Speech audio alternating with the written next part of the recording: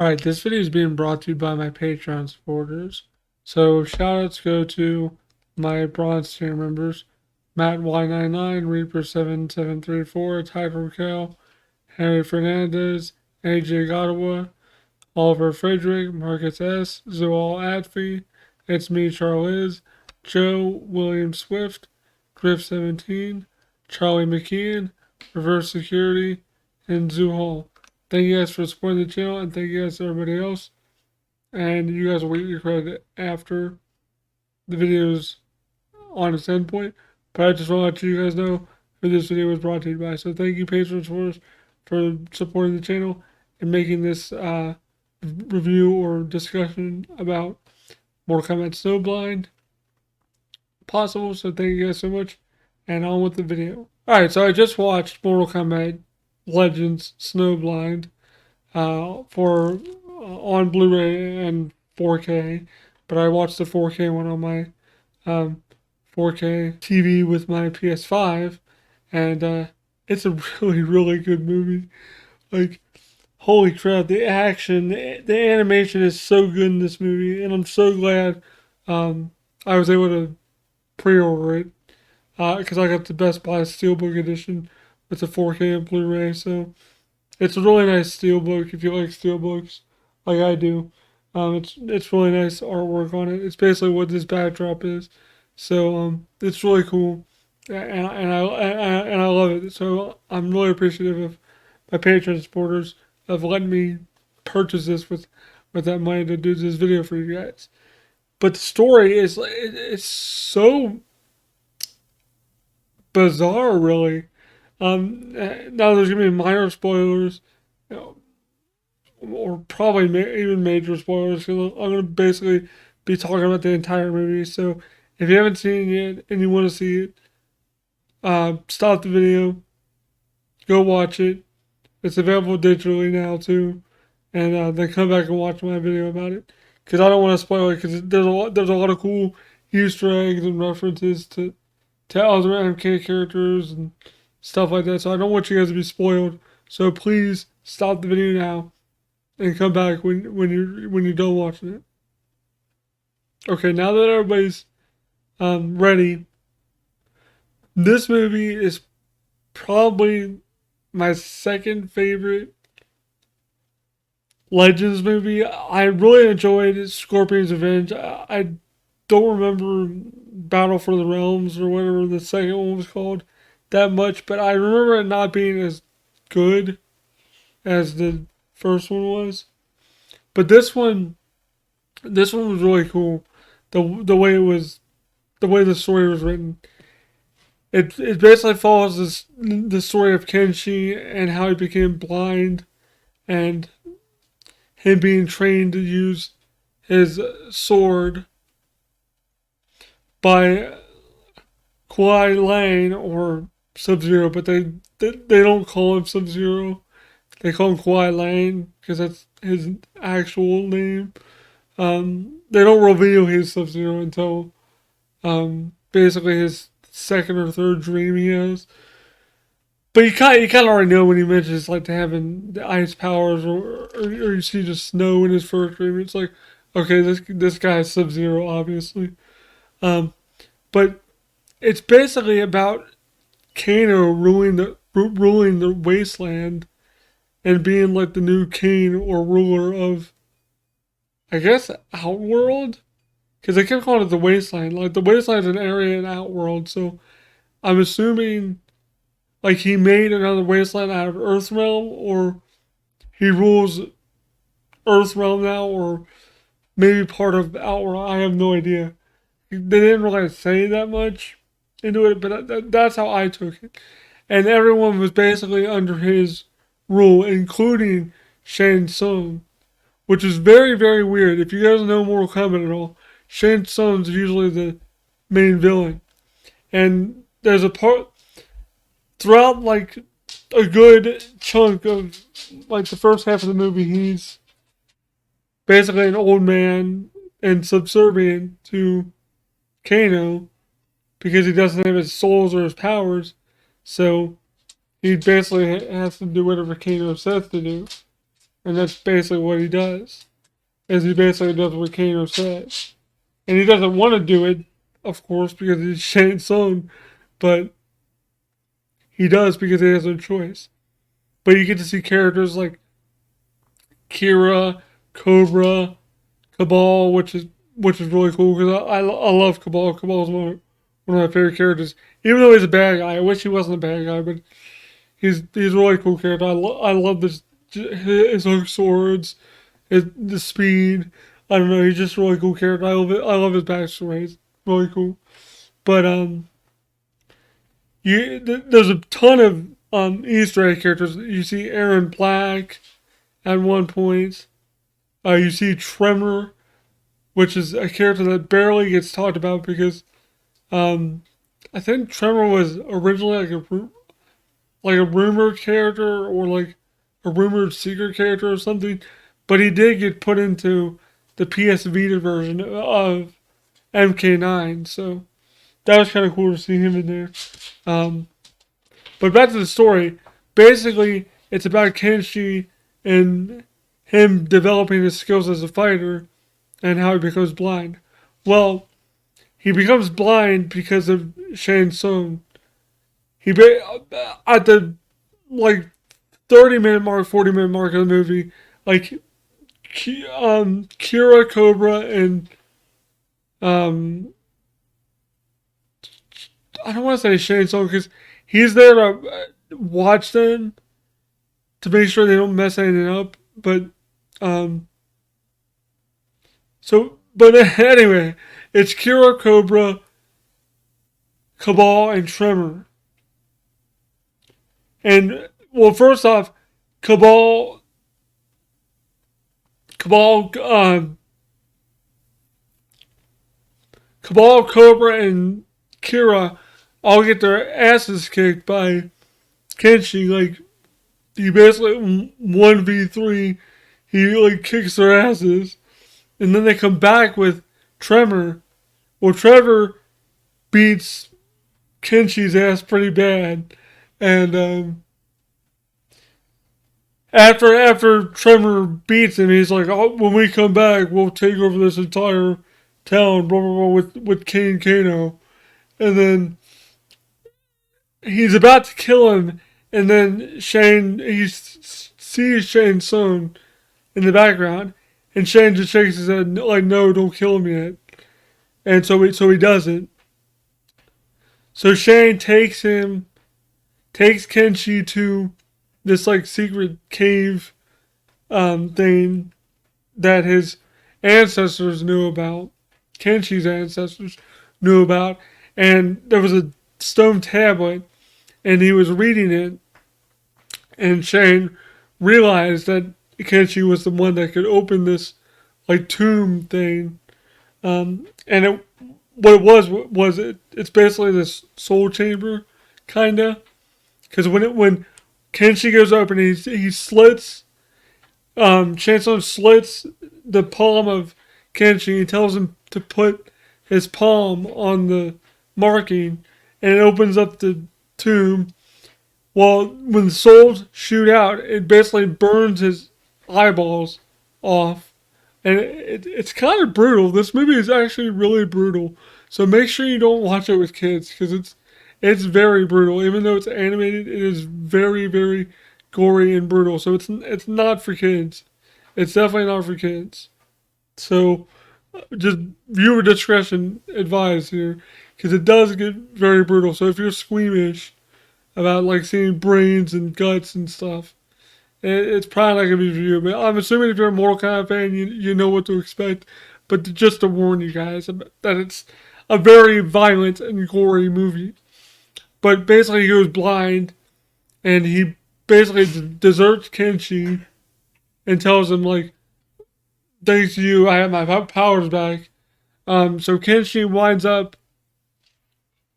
like climbing out because of this. He finds the sword. He drops him down the pit where the souls were before he sucked them all back in and gained his youth and power back.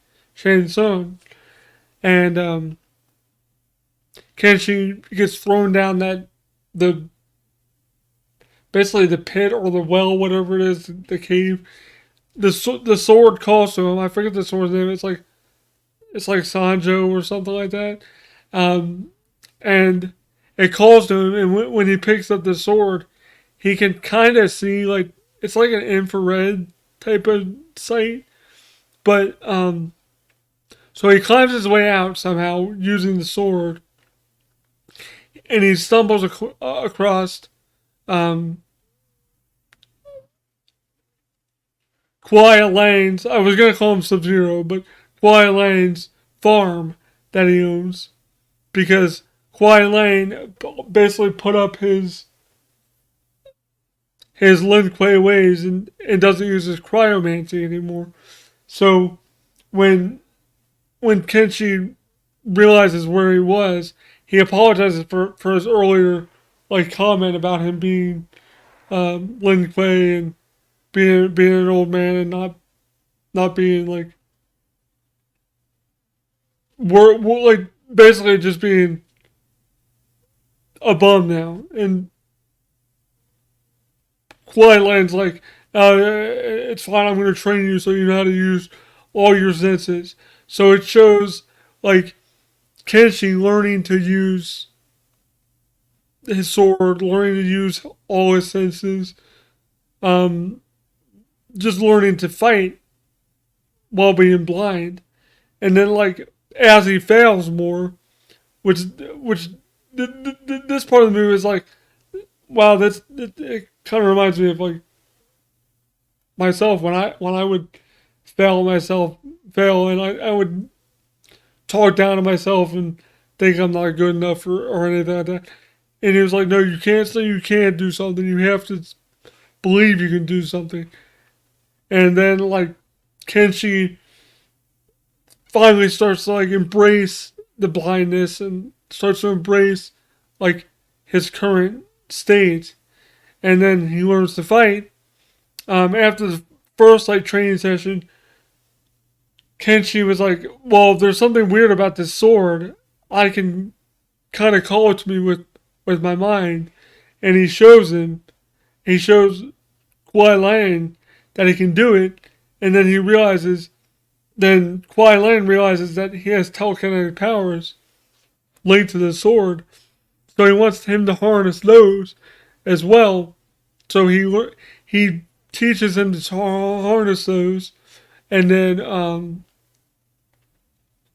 eventually, like Kenshi gets comfortable enough to where he's like, okay, I can go out on my own. Because off in the distance, he sees like the town, Quiet Lane. I almost call him Sub Zero. If I call him Sub Zero by accident, that's what I'm talking about. Quiet Lane. He tells him like, I see the town being terrorized by Kano and the Black Dragon, so I'm gonna go help him. If you're not gonna help them, I don't care. I will. Um, and then he starts to like fight with Sub Zero. Sub Zero's like, fine, go, whatever. Well, not Sub Zero, Quiet Lane, but he starts to like use some of his Lin Kuei training, like some of the air movements and stuff like that. Um, so Kenshi leaves. He goes to fight like all the Black Dragon. He kills Jarek from MK4, which was really cool to see Jarek. He kills him in one fell swoop of his sword. Then Kenshi kills a bunch of Black Dragon members, but then gets captured by Cabal and Kira and Kano, and they all bring him back to the headquarters. And little does Kenshi know, while he's kidnapped, and while he was fighting with the Black Dragon, I almost said the Lin Kuei, I was messed up. The Black Dragon, Kuai Lan was watching what he was doing, so he was watching it. So unbeknownst to them, Kuai Lan followed them back to their hideout, and basically before he left, he got the sword, the little sword dagger that I'm guessing was from Hanzo Hasashi or Scorpion, stabbed it in the ground of his farm, lit like some kind of symbol and fire, and then you see Scorpion like walk out of the fire. And he's like, "Are you losing control again?" And he's like, "No." And then Kawhi Leonard's like, "No, not yet." But then you see him like putting on the Sub-Zero motif, like the mask, the Lin Kuei armor, and all that stuff. You see him put all that stuff on, and he puts his hood on. And then Sub-Zero and Scorpion, because now he's Sub-Zero again. I guess he was always Sub-Zero, but now he's like Sub-Zero again. So Sub-Zero and Scorpion go to the headquarters of the Black Dragon, and it starts to get really cold, like to where they can see their breath. And then Kano realizes, he's like, "Oh, like they're like something's happening." And he's like, and then Kenshi says something about like snow and fire and ice, and I'm like, yeah, he's basically saying Scorpion and Sub-Zero are coming to kick your asses. That's basically what he was saying. So they break down the door. They just start screwing the entire Black Dragon. But it's weird. Kano, you kind of figure he's a cyborg, but like he's full cyborg now. Like he has a human head and his same like eye, his red eye thing, but he's like fully cyborg now. Because at one point, like I forget who it is, if it's Sub-Zero or Scorpion.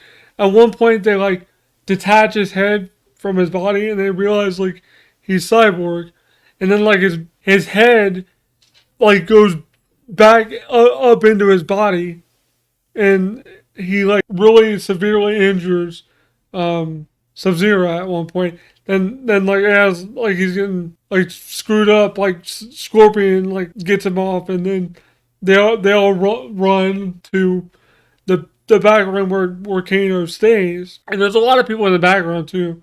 I believe you see Draman from MK5. I believe it was Draman. I'm not sure. Oh, or MK Deadly Alliance, if you guys don't know the numbers of the games. But that was cool seeing Draman. I think it was Draman. Anyway, but that was really cool to see like that kind of Easter egg, like Draman and stuff like that. That was really cool. But Draman gets killed by was it Scorpion or Sub-Zero? One of them did it. I don't know, but it was cool. I was like, "Oh, that's Draman. Cool." I was like, "That's kind of neat." They threw Draman in there. So as they're going back, Tremor comes and tries to stop them, and Kenshi's like, "No, this is my fight." Like he wants to fight Tremor on his own, as like a little bit of to get revenge on him for like beating him before. And Scorpion and Sub-Zero like they shake their head like, "Yeah, let's go, let's take care of these guys." Meaning, Kano and I think Cabal are the only ones there at that point. Kano and Cabal, yeah. And then, while Scorpion is fighting Cabal, Sub-Zero is trying to fight and kill Kano. And then Kano goes way in the back, and on a wall he has, I'm guessing it's, now this is major spoilers. Like I said, if you guys don't want to know anything that I'm about to talk about, stop the video right now. I'm going to give you one more chance before I spoil a lot, like the big plot twist of this movie. But basically, I'm assuming the skull he picks up is Kronika's skull from Mortal Kombat 11, the main villain from MK11, Kronika. So he puts her skull into the little like door alcove thing, and then the door opens, and it turns out it's the time vault. Kronika's like hourglass thing. I forget. I think they just called it Kronika's hourglass. And then Sub-Zero realizes what it is, and he's like, "So you've been messing with like time?" He's like, and then Kano's like, "Yeah, I can go back in time and do whatever I want," and made Shane Stone subservient to me, and blah blah blah blah. So he was basically explaining that he was the one that screwed up time and messed everything up. So they're fighting in Chronica's time chamber thing. Um, I mean, Sub Zero is getting pretty messed up. Like one point he loses his arm, um, but he makes like an ice arm. It's kind of cool. He makes like an ice arm. It reminds me kind of, not to get off too off on a tangent here, but it kind of reminded me of like a Namekian thing, but with Dragon Ball, how Piccolo can like grow his arms back. He kind of made an ice arm. I was like, that's kind of cool.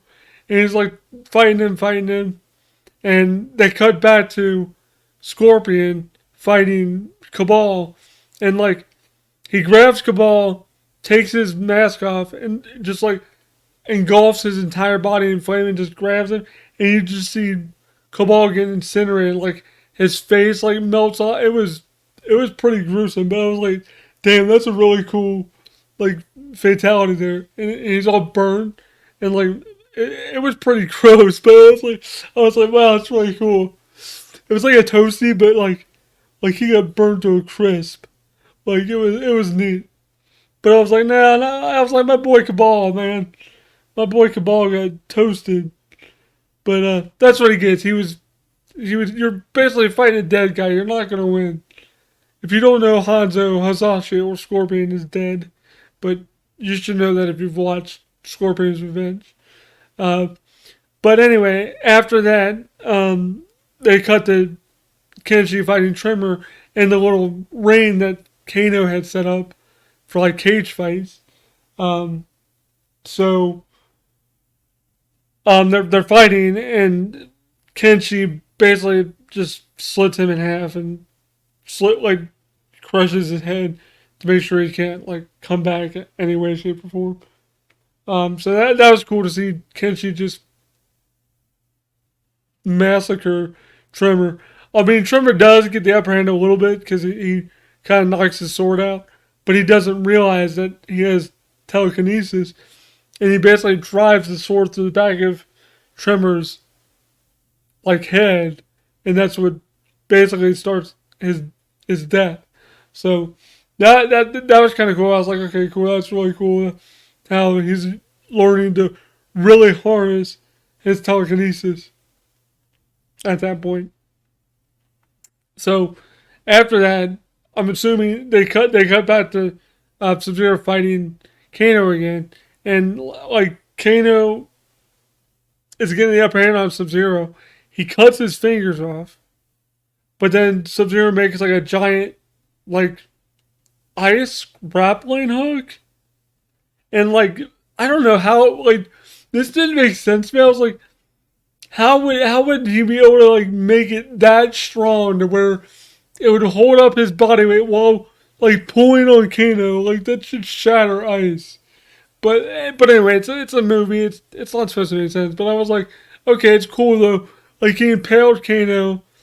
He like pulled himself back up, ran up the little ice like rope thing from the grappling hook, and then like he tosses Kano off, and like Kano gets like caught in between like the gears of like the I guess the time hourglass thing. I guess it has like gears, and he basically gets caught in there, and like Sub Zero like shoves his head in there. His head gets like just crushed and pulverized.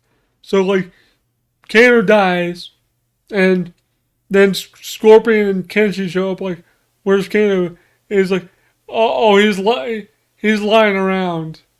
And I'm like, oh, because different body parts are lying around. That's funny. And I was like, okay, how are they gonna end this? And then Scorpion and Sub Zero use fire and ice to like seal the time, like the hourglass. I don't know, like some weird like void happened in the hideout area, and then it got sucked up, and then it just disappeared. So I don't know if like now no one can mess with time anymore, or if they can reopen it or something. I don't know. But then Kenshi's like, okay, we can free the rest of the people from the wasteland and the revenants. And then Sub Zero was like, no, I have other stuff. I have other things to do. You have to be the head of the Lin Kuei now. And then Scorpion comes up. He says, are you ready? And he says, yes. Meaning, like, I'm guessing he told Scorpion or Hanzo when Hanzo helped Sub-Zero the last time that if he ever got out of control with his powers again, with his cryomancy, he would stay with Scorpion in hell or wherever he's at. I'm guessing because he goes with Scorpion. He's like, you need to find more people and teach them the way of the Lin Kuei and rebuild the Lin Kuei to help Earthrealm and keep it safe. And then Kenshi's like, I will. And then it shows him walking off into the sunset. And then the movie ends. So overall, the movie was really good. I mean, there's a couple things that were like okay. Like the whole King Kano thing, I thought was kind of weird. But it all made sense when they showed Kronika's time vault thing.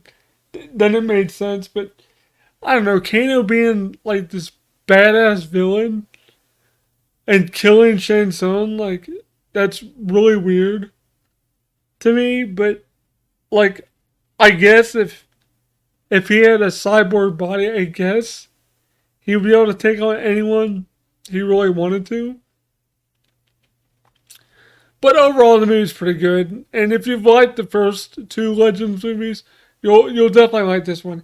It's definitely better than the second one because on I could easily remember what happened in this one like a few months after I watched it because it was that good. Now, granted, it's been like a year since I've watched, or like 2 years since I've watched um, Battle for the Realms. I think that came out. When did that come out? Was that 2020 or 2021? I don't remember. But I know I was in Pennsylvania when I bought that. I was going to too many games when I bought that movie. Not to go off on a tangent here, but um, I had to wait till I got home to watch that. That's why I really don't remember it because it was probably like a year ago. Yeah, it was probably around a year ago almost that I got it. So it's probably been about a year since I've seen it. So from what I remember, it wasn't as good as this was, but it it's probably tied with Scorpion's Revenge because I always like when they do origin stories on MK characters. Um, and special announcement here, I did I did hear from another YouTube content creator on Cage Games that they're going to be doing a Johnny Cage related Mortal Kombat Legends movie next year. So that's going to be kind of interesting to see what they're going to do with Johnny Cage. I Johnny Cage isn't one of my favorite characters, but like I I'll give it a shot because I'm a huge MK fan. So um, I don't know when it's going to come out. And honestly, I knew about this movie before it even got officially announced because some German site leaked it out. So I was like, well, it's going to, obviously, by the title Snowblind, it's going to deal with Kenshi. So I was already pumped about it because Kenshi is a really cool character because he's blind, like my brother. He kind of reminds me of my brother. And I know my brother likes his character, so I'll have to watch that with him sometime at some point in the future because he'll want to see the movie as well because I know he likes Kenshi a lot. So anyway, guys, hope you guys enjoyed the video and this little discussion review on the movie. If you guys haven't seen it yet, definitely go see it or buy it or stream it digitally or whatever, not go see it, but like go somewhere and watch it streaming wise. And I believe both Mortal Kombat Legend movies are still on Tubi, as far as I know. Last time I checked, they were. If they're not, they're pretty cheap now. You can probably pick them up pretty cheap. But it's definitely worth a watch, especially if you're an MK fan. And I thought it was really good. So if you love MK and you like backstories on characters and stuff like that, this movie's definitely gonna be for you. But like I said, viewer discretion advised. It is not for kids. If you're squeamish, be prepared because there's a lot of blood, gore, and stuff like that. But if you guys enjoyed this video, thanks for watching, guys. Please leave a like, comment down below, subscribe, all the good stuff.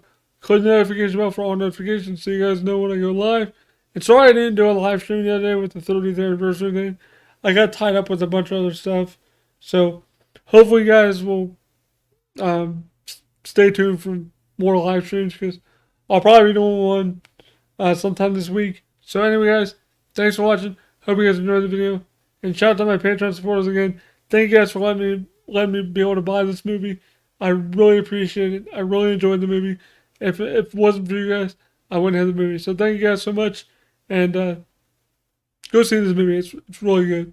Sorry guys, one thing I forgot to mention was that there is no special features. The only special feature is a commentary by the writer and director, which is kind of disappointing because I think the other ones had more robust special features.